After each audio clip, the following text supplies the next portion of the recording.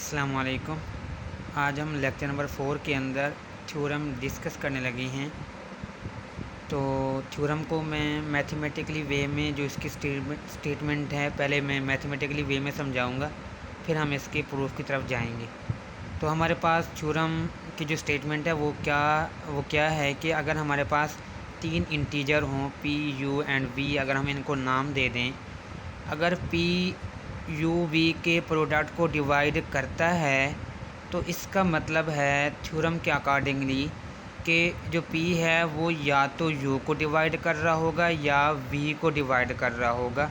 इन दोनों को at a time divide नहीं करेगा, इन दोनों में से किसी एक को करेगा। अगर p इनके प्रोडक्ट को डिवाइड करता है तो अगर हम एग्जांपल को देखें इस थ्योरम के अकॉर्डिंगली, तो हमारे पास अगर 3, 6 एंड 2 हमारे पास 3 इंटीजर हैं। अगर 3, 6 एंड 2 के प्रोडक्ट को डिवाइड करता है तो इसका मतलब है कि 3 या तो 6 को डिवाइड करता है या 2 को डिवाइड करता है। तो देखें हमारे पास 3, 12 अगर इनके प्रोडक्ट को डिवाइड कर रहा है तो 6 को डिवाइड कर रहा है लेकिन 2 को डिवाइड नहीं कर रहा।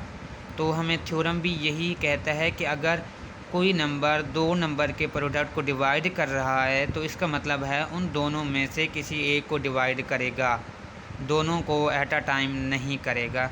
ये हमारे पास थ्योरम की जो स्टेटमेंट है हम मैथमेटिकली वे में मैंने आपको समझाया। अब आते हैं हम लोग थ्योरम की तरफ कि अगर हमारे पास let P U and V, अगर हमारे पास तीन इंटीजर हैं तो हमारे पास क्या है कि अगर p डिवाइड करता है यू वी के प्रोडक्ट को तो इसका मतलब है कि p या तो u को डिवाइड करता है या p v को डिवाइड करता है। इन दोनों को अब देखें यहाँ पे या का वर्ड या और का वर्ड यूज़ हो गया कि इन दोनों को एट अ टाइम नहीं करेगा बल्कि इन दोनों में से किसी एक को डिवाइड करेगा। अब हम आते हैं इसके प्रूफ की तरफ। वैसे मैं इसके ना दो मेथड बताऊंगा प्रूफ करने के। तो जो हमारे पास पहला है वो है बाय कंट्राडिक्शन। तो अगर आपको कंट्राडिक्शन का नहीं पता तो मैंने इसके ऊपर भी कि हम बाय कंट्राडिक्शन किसी थ्योरम को कैसे प्रूफ करते हैं, तो मैंने इसके ऊपर भी एक वीडियो बनाई हुई है, वो भी आप प्लेलिस्ट में जाके देख सकते हैं कि हम बाय कंट्राडिक्शन जो है हमारे पास वो मेथड कैसे किसी थ्योरम को प्रूफ करने के लिए वर्क करता है। तो अगर हमारे पास हमने क्या करना है बाय कंट्राडिक्शन कि हमने मतलब स्टेटमेंट के सेकंड पार्ट के निगेशन को लेके चलना होता है। तो हमारे पास जो सेकंड पार्ट है स्टेटमेंट का वो क्या है कि p डिवाइड यू को करता है या v को करता है। तो हम इसका निगेशन क्या लेके चलेंगे कि ये दोनों को डिवाइड नहीं करता। p मीन के p दोनों को डिवाइड नहीं करता। जब p दोनों को डिवाइड नहीं करता तो इसका मतलब है कि दोनों रिलेटिवली प्राइम हैं। p एंड u भी रिलेटिवली प्राइम है एंड p एंड v भी क्या हैं हमारे पास रिलेटिवली प्राइम है। अब रिलेटिवली प्राइम का क्या मतलब है कि रिलेटिवली प्राइम का क्या मतलब है कि इनका जीसीडी 1 होगा। इस रिलेटिवली प्राइम के ऊपर भी और जीसीडी के ऊपर भी मैंने ऑलरेडी वीडियो बना चुका हूं, तो मैं इनको ज़्यादा एक्सप्लेन नहीं करूंगा, बस जस्ट मैं यहां पे आपको कुछ आइडिया दे देता हूं, ओवरव्यू दे देता हूं। अगर हमारे पास दो नंबर हैं p एंड u, अगर ये दोनों रिलेटिवली प्राइम हैं तो इसका मतलब है कि दोनों क्या है हमारे पास इन दोनों का जो जीसीडी होगा वो क्या होगा 1 होगा। और हम ये भी पहले समझा चुका हूँ कि अगर कोई जो हमारे पास किसी दो नंबर का जो जीसीडी होता है वो किसी भी उन दो नंबरों का क्या होता है स्मॉलेस्ट पॉजिटिव लीनियर कम्बिनेशन होता है। तो हमने वही किया है कि हमने p एंड u को स्मॉलेस्ट पॉजिटिव लीनियर कम्बिनेशन के तौर पर लिख दिया है उसके जीसीडी के, यानी कि उसके जीसीडी को हमने स्मॉलेस्ट पॉजिटिव लीनियर कम्बिनेशन के तौर पर लिख दिया है। तो इसी तरह हमने क्या किया v के साथ भी वही किया है कि अगर p एंड v दो रिलेटिवली प्राइम हैं तो इनका मतलब है कि उनका जीसीडी 1 है और हमने उनके जीसीडी को स्मॉलेस्ट पॉजिटिव लीनियर कम्बिनेशन में लिख दिया। अब हमने इसको इक्वेशन नंबर 1 और इसको इक्वेशन नंबर 2 का नाम दे दिया। देखें हमने इसको इक्वेशन नंबर 1 एंड 2 का नाम दे दिया है। तो हमने इनको मल्टीप्लाई कराने के बाद हमारे पास जब हमने इसको सिंप्लीफाई किया तो सिंप्लीफाई कराने के बाद हमारे पास आंसर क्या आया m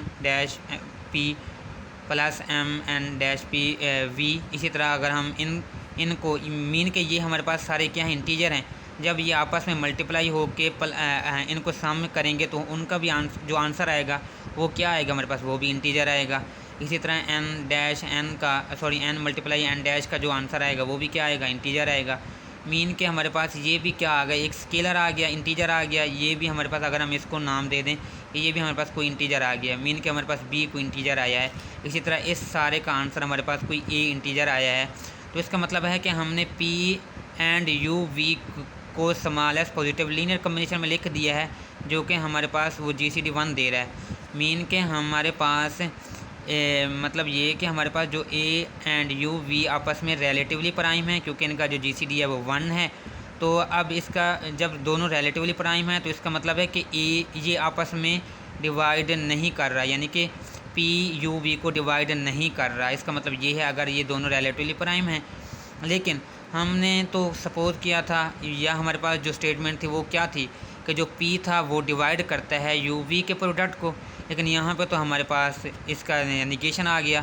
मीन के हमारे पास क्या आ गई, कंट्राडिक्शन आ गई है कि हमने उसके निगेशन को लेके चले उसके सेकंड पार्ट को, लेकिन जब हमारे पास जो रिज़ल्ट आया वो उस जो हमारे स्टेटमेंट के रिज़ल्ट को क्या कर रहा है, कंट्राडिक्ट कर रहा है। तो तो यही हमारे पास क्या आ गई, कंट्राडिक्शन आ गई। तो हमने कह दिया कि जो हमारे पास ओरिजिनल स्टेटमेंट है वो क्या है, हमारे पास प्रूफ हो गई है। वो क्या थी कि अगर P यू वी के प्रोडक्ट को डिवाइड करता है तो इसका मतलब है कि वो या तो जो P है वो U को डिवाइड करता है या V को डिवाइड करता है। दोनों को एट अ टाइम डिवाइड नहीं करेगा उन दोनों में से, बल्कि उन दोनों में से किसी एक को डिवाइड करेगा। अब आता हूँ मैं सेकंड पार्ट की तरफ, मतलब कि सेकंड मेथड की तरफ। तो हमारे पास फर्स्ट मेथड था और इसी तरह मैंने सेकंड मेथड से भी इसको प्रूफ किया है जो आपको इजी लगे। हमारे पास सेकंड मेथड है, ये भी बहुत ज़्यादा इजी है। दोनों ही मेथड इजी हैं, तो जो आपको समझ आ जाए।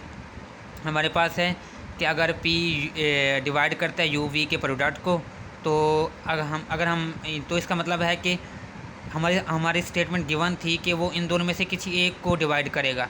तो अब हम पहले इसके दो केस बनाएंगे। पहले केस में हमने बोल दिया कि वो U को डिवाइड नहीं करता बल्कि V को डिवाइड करता है। तो हमने क्या किया, P यू वी के प्रोडक्ट को डिवाइड करता है, लेकिन हमने कहा कि U को डिवाइड नहीं करता। तो इसका मतलब है कि P यू वी को डिवाइड करता है, और हमने इसको क्या कर दिया, P एंड U अगर दो रिलेटिवली प्राइम हैं तो इसका मतलब है इन दोनों का GCD 1 होगा। जब इन दोनों का GCD 1 होगा तो हमारे पास एक और थ्योरम मौजूद है, जो हमारे पास रिज़ल्ट हमारे पास मौजूद है कि अगर हमारे पास A B अगर कोई नंबर